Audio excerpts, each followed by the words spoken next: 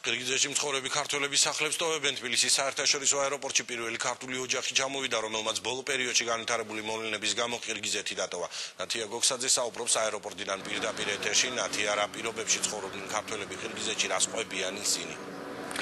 ყირგიზეთიდან ჩამოსული ქართული ოჯახი, ბურნაძეების ოჯახი მარნეულში ცხოვრობს და როგორც ისინი აცხადებენ, 15 წლის განმავლობაში იმყოფებოდნენ ყირგიზეთში და მსგავსი მძიმე სიტუაცია მათ არ ახსოვთ, ვინაიდან ბოლო 10 დღის განმავლობაში რეალურად ისინი სახლიდან ვერ გამოდიოდნენ, ვინაიდან ძალიან ეშინოდათ იმ შემთხვევითი სროლების და იმ ხელჩართული ბრძოლების, რომელიც მიმდინარეობდა დედაქალაქში. როგორც ქართველები ყვებიან, აგრესია ქართველების წინააღმდეგ, თავად ეთნიკური ქართველების წინააღმდეგ არ იყო, თუმცა ძალიან ხშირად ხდებოდა შემთხვევითი სროლები, რომლისგანაც თავის დაცვა ბუნებრივია არავის არ შეეძლო. შეტაკებები ხდებოდა ძირითადად ყირგიზებსა და უზბეკებს შორის და მათი მონაცემები ცხვეპლი გაცილებით უფრო დიდია, ვიდრე ამას ოფიციალური წყაროების საშუალებით გადმოსცემენ.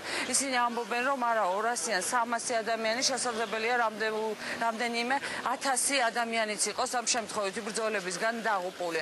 ამიტომ ბურნაძეების ოჯახმა გადაწყვეტილება მიიღო, რომ დაეტოვებინა ყირგიზეთი, მათ ქვეყნის დატოვებაში დაეხმარათ საქართველოს საელჩო.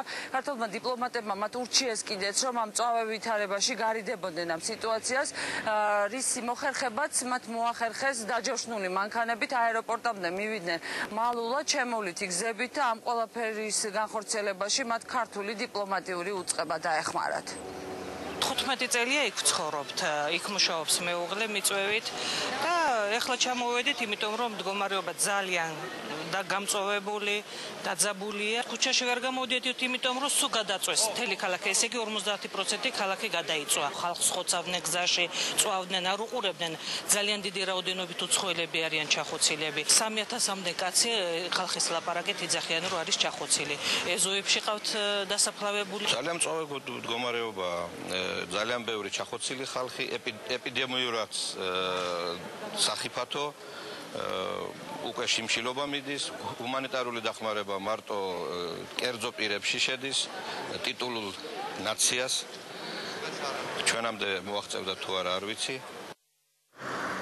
ამჯერად თბილისის საერთაშორისო აეროპორტში ამ რეისით ჩამოვიდა 8 ქართველი, 5-კაციანი ოჯახი ბურნაძეების, როგორც გითხარით, 3 საქართველოს 3 მოქალაქე კი არის აჭარიდან და როგორც ჩვენთვის ცნობილია, თუ კი ის ჰუმანიტარული კატასტროფა და კრიზისი, რომელიც ახლა ყირგიზეთშია შექმნილი, კვლავ გაგრძელდა, მაშინ არ არის გამორიცხული სხვა ქართველებმა მსგავსი გადაწყვეტილება მიიღონ და ყირგიზეთი დატოვონ.